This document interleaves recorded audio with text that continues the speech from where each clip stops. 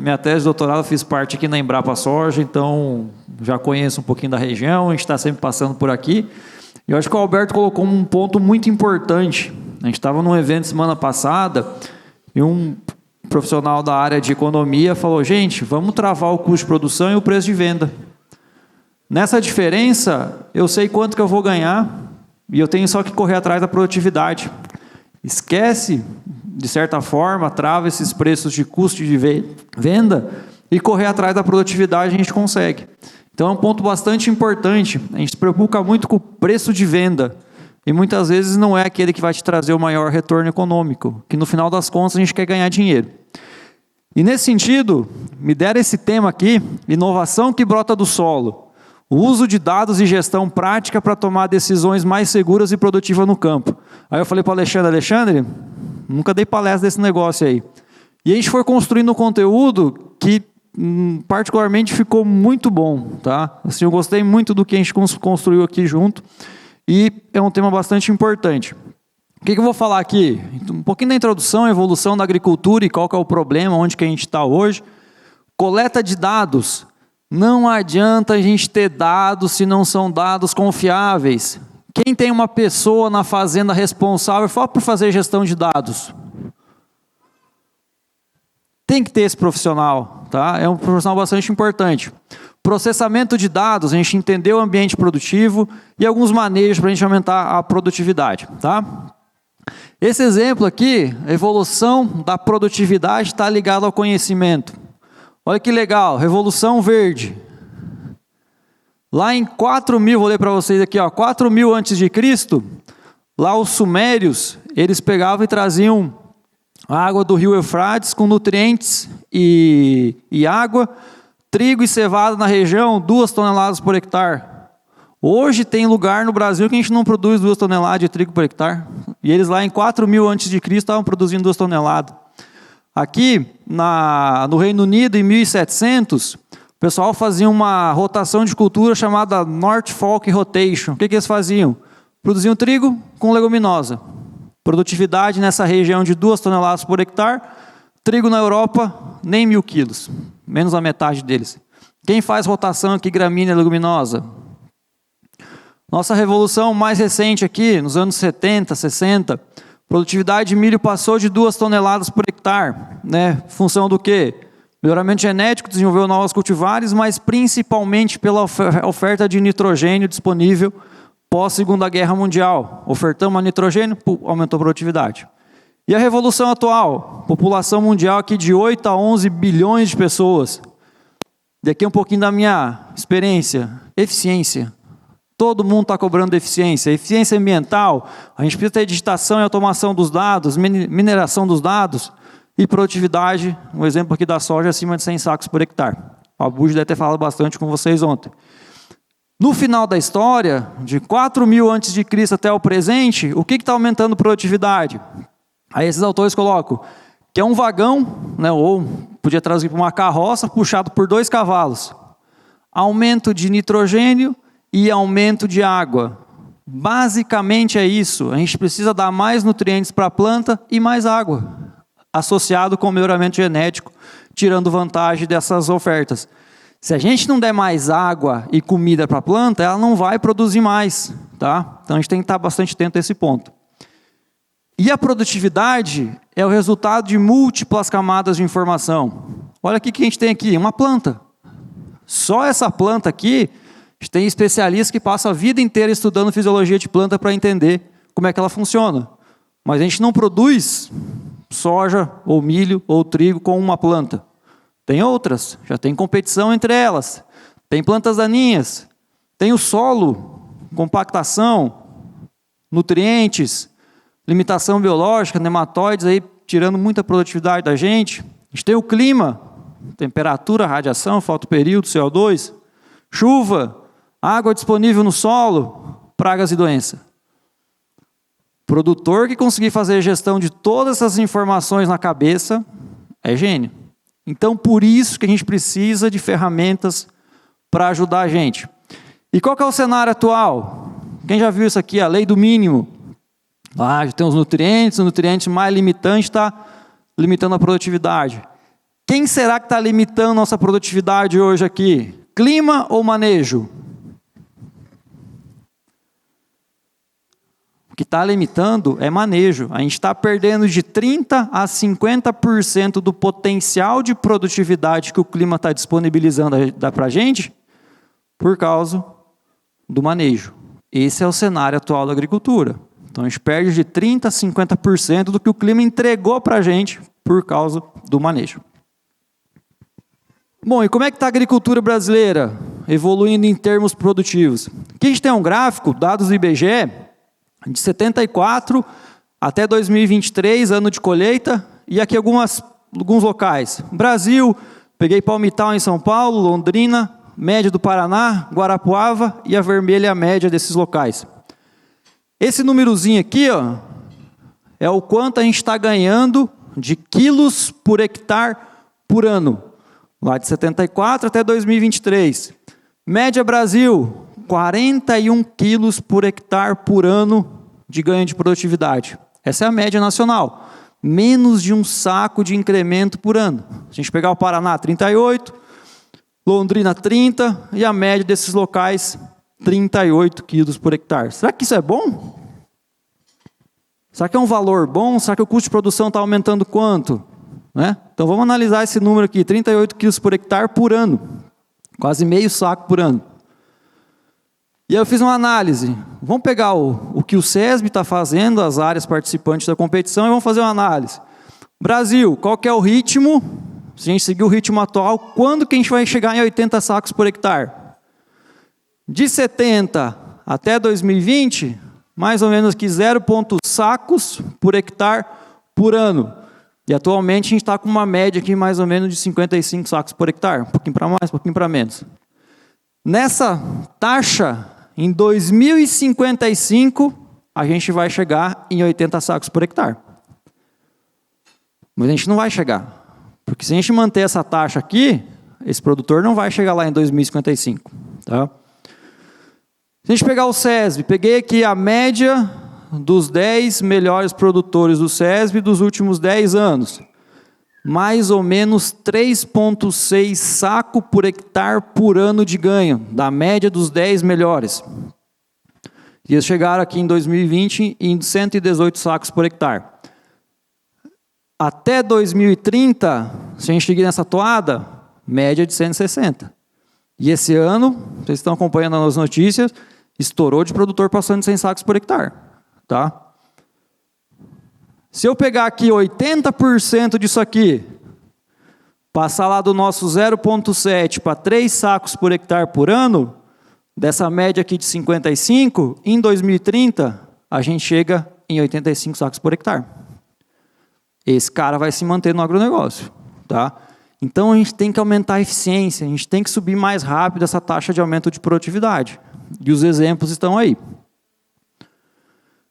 Esse é o mesmo gráfico, só que a gente usa uma técnica lá que eu removo aquela tendência tecnológica, e isso aqui, ó, essa variação aqui, ó, é variabilidade climática. Isso aqui é o risco de vocês. A gente tem que conhecer isso aqui. E a gente usa o índice de desvio padrão para a gente comparar lugares com maior ou menor risco. Se eu pegar aqui Paraná, 338 quilos por hectare. Brasil, 201. Significa que o Brasil, em média, tem um risco climático menor do que o Paraná.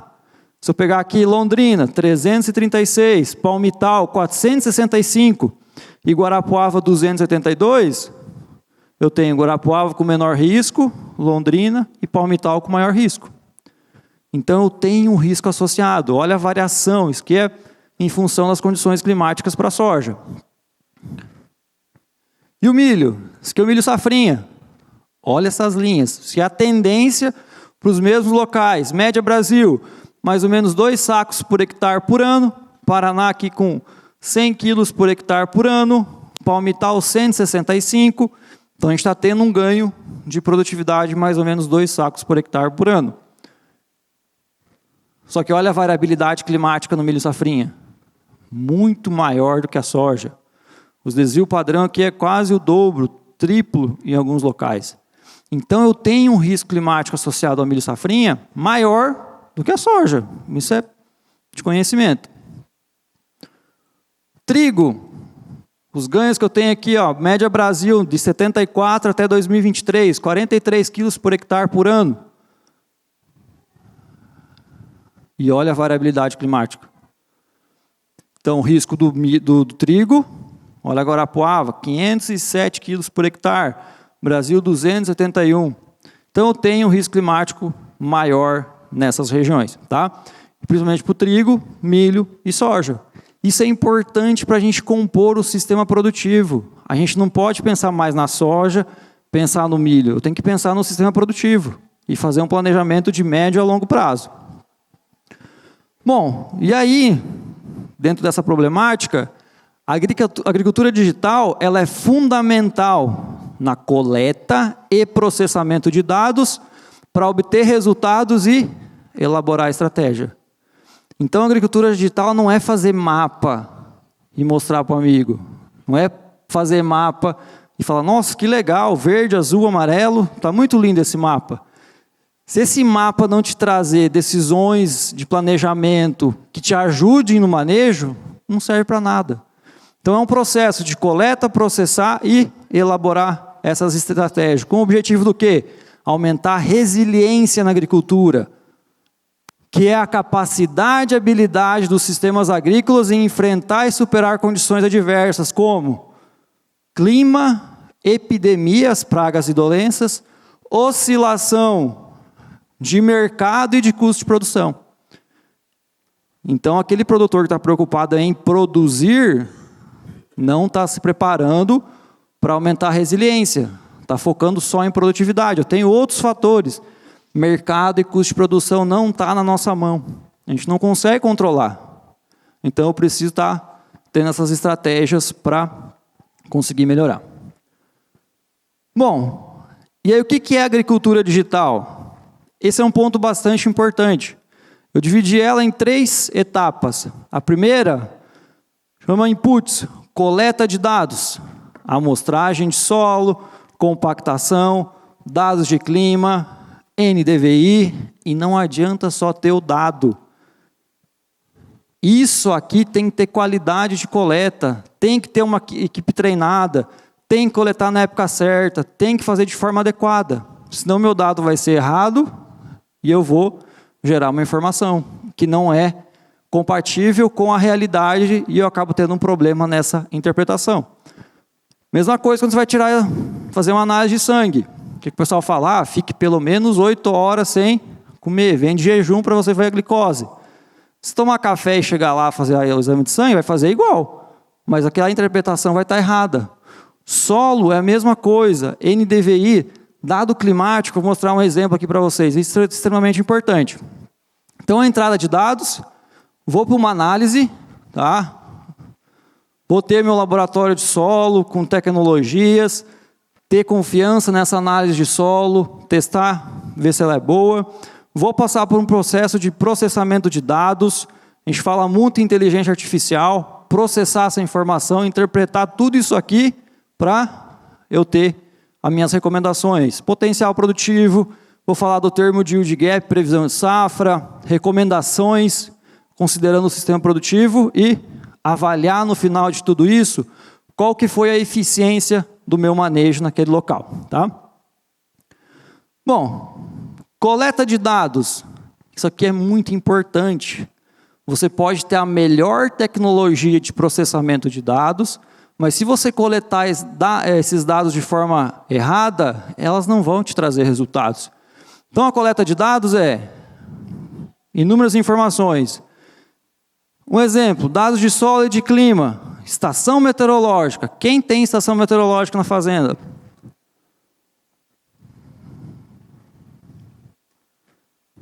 Quem tem isso aqui que chamam de estação meteorológica? Não adianta eu ter a melhor estação se eu não fizer manutenção. Isso aqui foi no aluno meu de doutorado, a gente estava monitorando a chuva na fazenda, começou a chuva lá em Goiás e a estação 0. Cara, tem coisa errada aí. Aí ele chegou lá e tirou foto. Então não adianta me basear nessa estação meteorológica, porque ela não vai me trazer informação.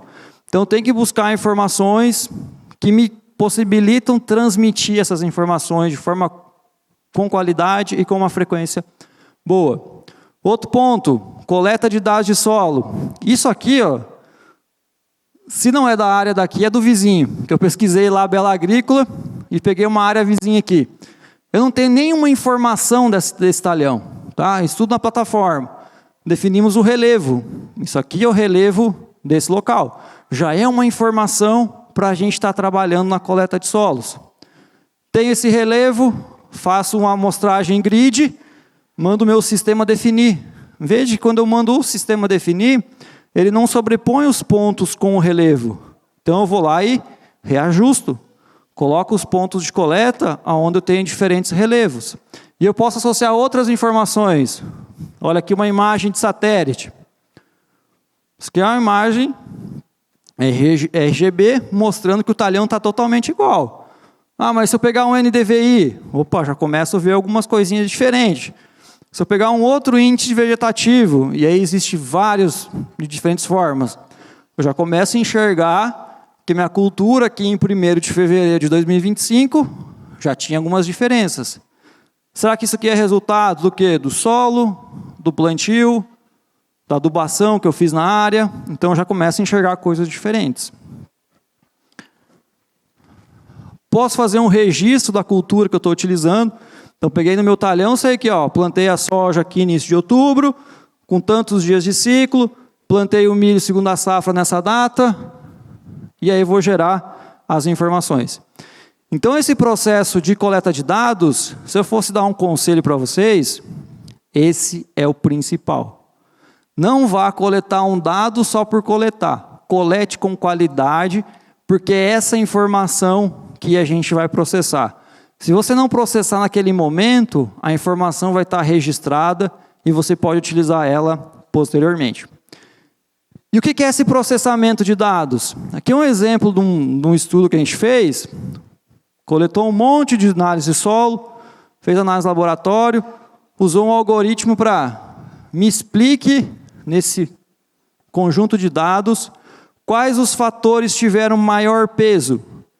Aí ele mostrou aqui, compactação a 20 centímetros foi mais importante e veio trazendo todos os nutrientes nas diferentes camadas de profundidade. Professor, posso usar isso na minha fazenda? Não. Sua fazenda é diferente. Seu solo é diferente, seu manejo é diferente. Então, ter essas informações é o primeiro passo para um processamento adequado para ele te mostrar qual o fator que está afetando mais ou menos a produtividade naquele local. Isso aqui é processamento de dados. E aí existem inúmeras plataformas que podem te auxiliar nisso. Outro ponto. Viu que ele gerou uma estação meteorológica aqui, Então é uma estação meteorológica chamada de virtual. É uma base de dados da NASA que tem para o mundo inteiro. É boa? Funciona. Tem a estação na propriedade? Vai melhorar a sua análise de dados. Então aqui na minha soja e no meu milho, o que aconteceu? Nessa soja aqui, perdi 135 sacos por hectare por causa do déficit hídrico, 1 por causa de raiz, 3 por causa de manejo e produzi 40 sacos por hectare. Eficiência de 93%. Professor, mas o cara produziu 40 sacos por hectare e teve 93% de eficiência? Sim. Déficit hídrico tirou 135 sacos por hectare para ele. Ele produziu pouco, não foi porque o manejo dele foi ruim, mas foi porque o clima limitou. Tá? Esse é um exemplo. E o milho? Que no milho essa barreira, ele colheu 120 sacos por hectare, perdeu 53 por causa do ambiente, 20 por causa do manejo e 70 por causa do déficit hídrico. Isso aqui ele não consegue resolver. Agora, esses dois aqui, 73 sacos por hectare, está na mão dele. Ele precisa identificar o que limitou o manejo aqui e como é que ele converte isso em produtividade. E olha esse mapa aqui. Quem tem esse mapa da fazenda? Mapa de chuva. Todos os talhões, aqui de 20 de outubro a 10 de março. Aqui é uma fazenda de mais ou menos 10 mil hectares. Variação da chuva no ciclo foi de 700 a 1.200 milímetros. Quem tem mapa de chuva da fazenda? Eu lembro que em 2008 fui fazer estágio numa fazenda lá no interior do Rio Grande do Sul. E o gerente veio, Rafa, dá uma olhada nesses mapas aqui. Em 2008, meio que manual no Excel ainda, o gerente da fazenda sabia, naquele canto da fazenda chove menos, aqui inicia mais tarde, aqui eu preciso montar mais cedo porque tem o veranico lá na frente. Então eu tinha todo um planejamento de início e fim de plantio com base no mapa de chuva. Tá? Olha isso aqui, argila. A gente vê as bordas da fazenda aqui com menos argila, de 7% a 72% de variação no mapa da fazenda. Isso muda todo o manejo. Ah, professor, mas minha fazenda é pequena. Não interessa, você vai pegar um talhão seu lá e vai ver que tem diferença. Você pode fazer uma população de planta diferenciado, uma adubação diferenciada, tem tecnologias para isso.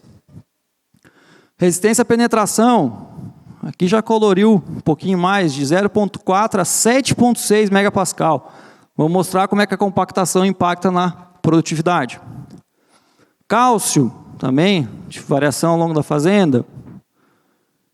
E tudo isso, ó, isso aqui é a fazenda. Cada pontinho desse, vermelho, era uma estação onde o funcionário fazia a coleta de chuva, manual. Então, tecnologia não é um drone voando, não é imagem de satélite. Tecnologia é você organizar seus dados, ter um processamento de coleta, de análise. Então, o cara rodava lá a fazenda de moto, coletando a chuva de todos esses pontos. Dá para melhorar? Dá. Se eu colocar um pluviômetro digital em cada desses pontos, conectando um no outro, levando os dados para a fazenda, melhora. Mas eu preciso ainda fazer as visitas para manutenção com uma certa frequência. Aí eu vou cruzando as informações.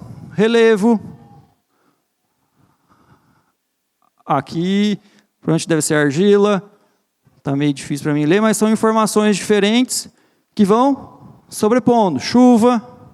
E no final eu tenho o potencial de produtividade que ao longo do talhão da fazenda estava me disponibilizando em função dessas informações. Então cruzou vários mapas de informação. Isso aqui é o potencial produtivo que ele tinha nessa safra, 2020 e 2021, variando de 60 até 123. E olha um ponto importante. Nessa faixa vermelha, amarela aqui na parte central, olha o que vai acontecer com a eficiência agrícola. Aonde eu tinha mais potencial, eu tive menor eficiência. E nas áreas ruins, ele conseguiu explorar mais o que estava disponibilizado pelo clima. Bom, e tudo isso, alguns exemplos aqui que a gente tem chamado bastante atenção nos manejos para aumentar a produtividade. Primeira pergunta, qual que é o potencial produtivo disponível? Esse é um ponto muito importante. E a gente usa o conceito de yield gap. O que é isso? A gente considera que fatores climáticos, com exceção da água, para ter um potencial produtivo, penaliza pelo déficit hídrico, chego na produtividade atingível. É isso aqui que eu posso chegar. Isso aqui é o meu máximo na minha fazenda. Aí eu tenho limitação por raiz, por ambiente, por manejo e chego lá na produtividade real. Então essa real dividido por atingível a gente chama de eficiência agrícola. A gente tem que explorar pelo menos 80% disso. Qual que é a média brasileira hoje? Soja, milho, trigo, cana, algodão, café. Você tem uma ideia do que o clima está disponibilizando, quanto que a gente consegue explorar? De 50% a 55%. Para a gente chegar em 80%, eu tenho pelo menos 25% de oportunidade de aumentar a produtividade. Tá? Então a gente usa esse conceito aqui, depois quem tiver mais dúvida a gente pode conversar, vai ficar ao longo do dia aí. E olha essa fazenda, 2 talhões, um do lado do outro, eficiência agrícola de 74,5% e eficiência de 66%. 10% de diferença, 10% em 80 sacos é 8 sacos por hectare. Tá? O que aconteceu? Um talhão do lado do outro. Quando a gente pega aqui, ó, esse tinha que produziu 70, perdeu 17 por raiz, 7 por manejo e 46 por déficit hídrico. E tinha um potencial que a gente podia explorar de 94 sacos por hectare, isso aqui para soja. E esse outro aqui com a eficiência mais baixa, produziu também 70. Mas produziu a mesma coisa, teve eficiência diferente? Sim. que perdeu mais por manejo. Perdeu 17 por manejo e 18 por raiz e perdeu mais por déficit hídrico. Tá? Então essas diferenças são importantes. Aqui um exemplo, ó, Paraná. Qual que é o potencial produtivo aqui para a soja? Tem essa região aqui na faixa dos 90, 100 sacos por hectare de potencial. Essa região na faixa dos 80. E lá em cima no Mato Grosso do Sul, 70 sacos por hectare. Então o cara produzir 70 no Mato Grosso do Sul e produzir 70 aqui em Londrina é diferente. Tá? O ambiente é diferente. E a variabilidade climática? Isso aqui, desde que eu comecei a estudar agrometeorologia, a gente viu os mapas. Região de Curitiba, Ponta Grossa, menor risco, vai vindo aqui para o oeste, piorando. Desvio padrão maior 40%.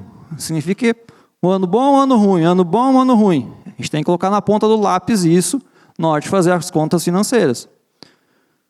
Faixa de 30 a 40, aqui uma faixa de 20 a 25. Qual que é a perda do potencial produtivo por déficit hídrico? Regiões aqui com menos de 20% de perda por déficit hídrico, média de 30 anos, tá? Isso aqui não é uma safra específica, média de 30 anos. Que essa outra região em torno de 25, e aqui já indo para casa de 30 a 35% daquele potencial máximo eu perco por déficit hídrico, média, tá? Qual que é a perda do potencial produtivo por manejo? Isso aqui, ó, tá na nossa mão. Tem basicamente duas faixas, regiões que com 30 a 40% do potencial e regiões que chegam a 40 a 50% do potencial produtivo, perdendo por causa de manejo. Tirei o clima da jogada, estou vendo quanto que o clima disponibilizou naquela safra e quanto que eu produzi de forma real. Tem esses valores, 30 a 50%. Milho, qual que é o potencial produtivo? Tá? Milho safrinha.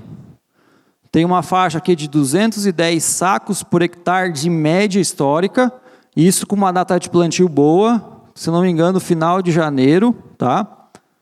Tem que cuidar com isso. Outra região com 180 e outra aqui com 165 sacos por hectare de potencial disponível. Perda do potencial por manejo, 53% nessa faixa amarela, 48% e 35% do que o clima me deu, eu estou perdendo por causa do manejo. Trigo, que é um exemplo de uma simulação que a gente fez, janela de semeadura, 1º de abril até 25 de julho, aqui para a região de Londrina. Zoneamento agrícola, limita aqui até meados de junho, posso plantar o trigo na região. Então, aqui para trás, eu tenho a janela disponível. Aqui a gente tem as características do solo, ciclo de 120 dias, profundidade de raiz de 40%, argila de 50%, areia 25%, matéria orgânica de 2,4%. O que eu quero chamar a atenção? Olha isso aqui, ó, 50 a quase 100 sacos por hectare. Esse aqui é o pior ano e esse aqui é o melhor ano. E aqui é a média de 60 anos de dados climáticos que a gente faz essa análise. Então, conforme eu vou atrasando a janela, vai diminuindo o potencial. E quando eu vou indo para o final da janela, olha o que essa barrinha está fazendo. Está aumentando o risco. Eu posso produzir 50 ou posso produzir mais. Mas o meu risco, eu vou estar em algum ponto dentro dessa reta aqui. Então é igual você atirar lá na mira lá, você olha, pô, você pode cair em qualquer lugar aqui. Tá? Então quando a gente muda a janela de semeadura, eu estou assumindo um risco que eu preciso avaliar. Tá? Para o milho safrinha também não é diferente. E esse aqui eu queria chamar a atenção de vocês. Tá? Se aplica para várias culturas. Esse estudo aqui, o resumo dele é: manejo é o fator limitante. Então vamos fazer um planejamento de data de semeadura para a gente reduzir o risco, mas o manejo é o principal fator. Aqui a gente fez uma análise de 200 áreas inscritas no SESB. Isso aqui não é média de uma região. Áreas que o produtor falou assim: vou colher mais que 100 sacos por hectare, e escreveu no SESB. Tá? Olha o que aconteceu nessas áreas. Produtividade em quilos por hectare, e aqui a gente chama de eficiência climática. Quanto maior a eficiência, melhor a disponibilidade hídrica. E aqui a eficiência de manejo, maior que 80%, de 60% a 80% e menor que 60%. Então o verdinho é os produtores ruins de manejo. Para cada percentual de melhoria do clima, o que acontecia com a produtividade? Aumentava 0,2 sacos por hectare. Resumindo, se você é ruim de manejo, não adianta rezar para São Pedro. Tá? Produtores com intermediário, eficiência 0,9 e produtores bons de manejo, 1,1 sacos por percentual de melhoria da eficiência climática. Melhorou o clima, aumenta 1 saco. Aqui é diferente. Aqui embaixo eu tenho o quê? Quanto melhor esse número, melhor a eficiência de manejo para 3 tipos de clima. Clima ruim, que é o verde, intermediário e bom. Olha o que acontecia no clima ruim, essa verdinha aqui. Se o clima tivesse ruim e o produtor melhorasse manejo, 1 saco por percentual de melhoria do manejo. Se o clima fosse intermediário, 1,3. Se o clima fosse bom, 1,5. O que eu estou falando para vocês? Que se você é bom de manejo e o clima for bom, você vai ganhar a mesma coisa que você fosse bom de manejo e o clima melhorasse. Ou seja, resumindo, se o clima é bom, eu tenho que ser bom de manejo. Porque se o clima melhorar e eu for ruim de manejo, eu não vou ganhar. Se o clima for ruim e eu sou bom de manejo, eu vou ganhar em produtividade. Então o foco é manejo. Manejo que é o principal fator limitante. E a gente precisa acelerar esse ganho para reduzir o impacto do clima na produtividade. Tá? Aqui é um estudo que a gente fez lá em Goiás, região central de Goiás, nesses pontos, 44 áreas. E a gente falou assim, perguntou aos produtores o que eles fizeram e qual que foi a produtividade deles. Olha que interessante. Nesses nem sei como é que chama isso, nesses verdes aqui, eu tenho os manejos principais. Principal manejo que diferiu as produtividades de 4.500 kg por hectare para 3.500 kg por hectare. 1.000 kg de diferença por hectare. Data de semeadura. Segundo grupo, grupo de maturação. E o terceiro, população de planta.